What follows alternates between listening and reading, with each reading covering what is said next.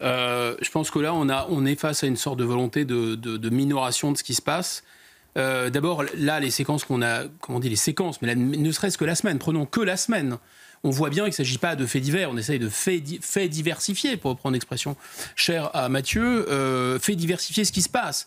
Mais là, il y en a trop. Enfin, qu'est-ce que c'est ? Qu'est-ce qui fait un fait de société par un fait divers ? C'est une accumulation, c'est une multiplication, c'est aussi une montée en puissance. Ça n'existait pas hier, ça existe aujourd'hui, et ça monte en puissance. Viry-Châtillon, Montpellier, Tours, dans la même semaine, 15 ans, 14 ans, quelqu'un qui meurt et deux personnes qui sont gravement blessées, c'est évidemment un fait de société. Par opposition au Petit Émile, là aussi on peut se demander s'il n'y a pas un effet de diversion. Ce Petit Émile, c'est complètement un fait divers pour le coup, mais on en parle constamment.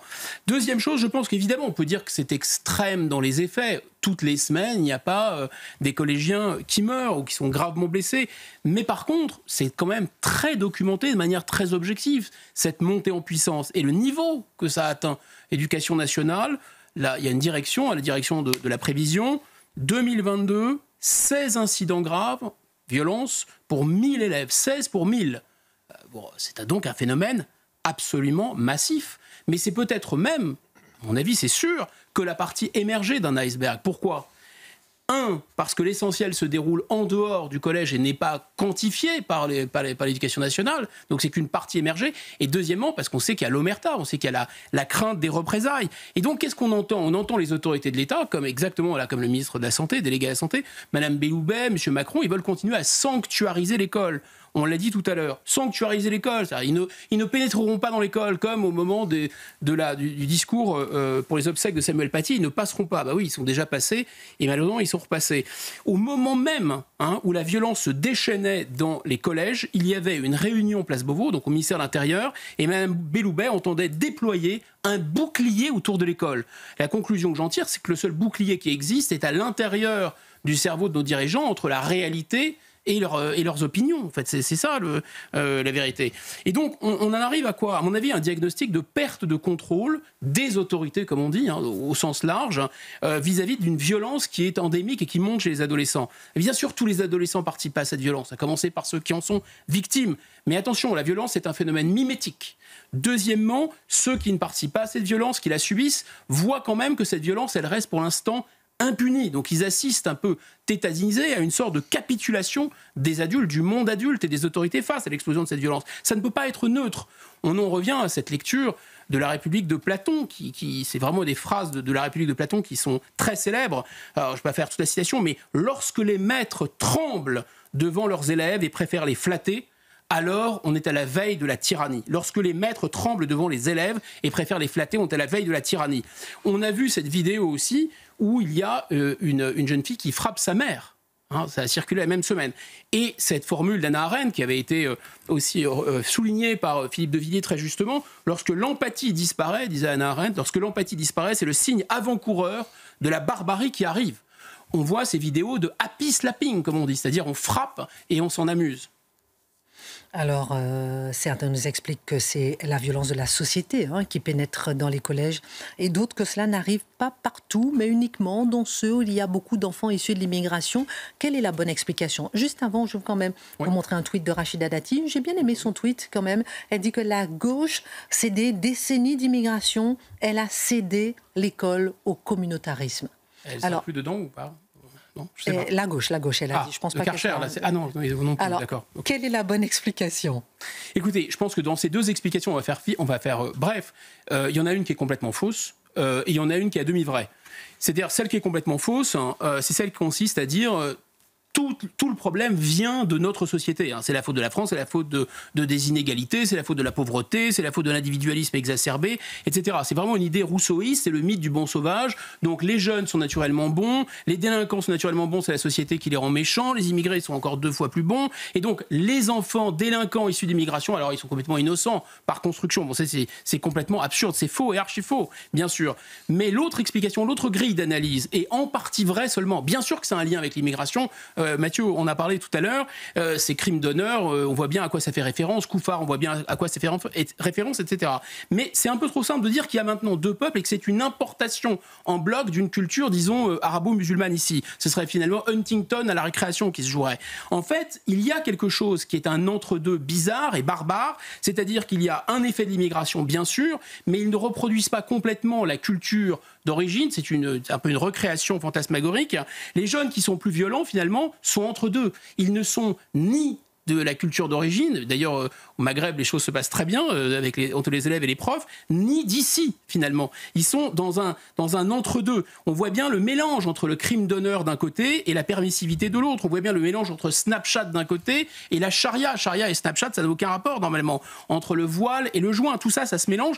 Donc on a un phénomène d'effondrement de l'autorité en France et de recréation d'une espèce d'autorité bricolée qui a à voir avec l'islam, avec l'islamisme, mais qui a aussi à voir avec la culture du ghetto. Alors on veut rétablir l'autorité, réapprendre à punir, disait le maire de Viry, mais au nom de quoi? Qu'est-ce que l'autorité? C'est intéressant cette expression de réapprendre à punir. Si on veut réapprendre à punir, c'est un aveu en creux. C'est-à-dire qu'on ne sait plus punir, on ne veut plus punir, on n'a plus de raison au nom desquelles punir. Rétablir l'autorité, là aussi, ça en dit long, parce que par définition, l'autorité s'impose. L'autorité, elle est naturelle. Si on veut la rétablir, c'est bien sûr qu'elle a disparu. Qu'est-ce que l'autorité, dit Hannah Arendt? Elle définit l'autorité par opposition à ce qui a besoin d'être imposé par la force, ça c'est pas l'autorité, et ce qui a besoin d'être justifié ou expliqué. C'est pas ça l'autorité. L'autorité, eh bien, c'est partagé par ceux qui l'exercent et par ceux sur lesquels elle s'exerce. C'est pas un individu qui impose une autorité sur des individus, c'est quelqu'un qui exerce une fonction et qui partage un principe ou des valeurs avec ceux sur lesquels l'autorité s'exerce. Donc, si on prend l'exemple du pilote d'avion, on voit très clairement qu'il y a un mélange de trois ingrédients. Il y a un élément de crainte, il y a un élément de rationalité ou de calcul, disons, et il y a un élément d'admiration ou de charisme. Quand le pilote de l'avion vous dit « bouclez votre ceinture de sécurité », il exerce une autorité sur vous. Pourquoi ? Un, parce que vous avez peur d'avoir un accident. Donc vous mettez votre ceinture de sécurité, voire vous avez été puni à l'arrivée. Deuxièmement, eh bien, c'est rationnel. Le pilote est compétent, il sait de quoi il parle. Donc si vous dites de mettre votre ceinture, c'est que vous avez besoin de la mettre. Et enfin, il y a le prestige. C'est le commandant de bord. Il a un uniforme, etc. Et là, il n'y a plus aucun de ces trois ingrédients, pour faire simple. Il n'y a plus de crainte, il n'y a plus de prestige ou de charisme, et il n'y a plus d'utilité. Et en fait, ce qui est très important à comprendre, et ce qui a là, pour le coup, aucun rapport avec l'immigration ou avec l'islam, c'est qu'on a nous-mêmes abîmé l'autorité. On a, nous, abîmé l'autorité. Alors, on a abîmé, les psys parlent tout le temps de la loi, il faut rétablir la loi, etc. Mais la loi, c'est d'abord ce qui est voté par le Parlement. C'est la démocratie et la France est une seule et même réalité depuis longtemps maintenant. Cette autorité-là, elle a été abîmée. On sait que la souveraineté a été abîmée. La France, qu'est-ce qu'il en reste? En fait, c'est comme, normalement, il y a un principe d'autorité, un peu comme un badge magnétique, il est magnétisé. Là, on l'a démagnétisé. Donc la France, elle existe toujours, mais c'est comme un bout de plastique maintenant. Il n'y a plus ce principe d'autorité, de légitimité. Il n'y a plus de surmoi, d'une certaine façon. Écoutez, par exemple, Madame Oudéa Castéra, qui fait son numéro là, sur Aya Nakamura, il n'y a plus de surmoi. Ça paraît évident. C'est un individu qui n'a plus de surmoi. Et enfin, dans l'école, est-ce qu'on n'a pas abîmé l'autorité des professeurs? Est-ce que les professeurs ont le pouvoir de faire passer dans la classe supérieure? Est-ce que les professeurs ont le pouvoir de donner des notes? Est-ce qu'on recrute de plus en plus bas des professeurs? On les rémunère de moins en moins bien? L'autorité familiale, c'est la même chose. On ne cesse de taper sur l'autorité familiale, sur le patriarcat notamment. Et donc certains en viennent à croire que tout est fichu, qu'on ne peut plus exercer l'autorité. Il y a cette formule de Madame Sorita Minard, qui est la procureure de la République de Tours, et qui s'exprime dans le Figaro. Elle dit « On pourra déployer tout ce que l'on veut. Je ne vois pas comment il est possible de lutter contre cette espèce d'aliénation. » Eh bien, moi, je pense que l'aliénation est dans le cerveau des dirigeants et des notables, parce qu'en fait, on ne se rend pas compte, mais il y a des adultes, certes malfaisants, les islamistes ou les trafiquants, par exemple, qui arrivent à exercer une autorité très forte sur des groupes de jeunes, et notamment des groupes de jeunes très déstructurés. Je voulais vous parler de solutions, mais on n'a pas le temps. Solution peut-être en 10 secondes. Une solution par rapport à l'autorité. Oui, je pense que la solution, ce serait d'abord d'expulser des adolescents qui sont extrêmement violents des classes. Là, on les expulse, mais on les amène dans un autre collège, un troisième collège, un quatrième collège. Là, certains ne sont pas en état, si vous voulez, de suivre les cours.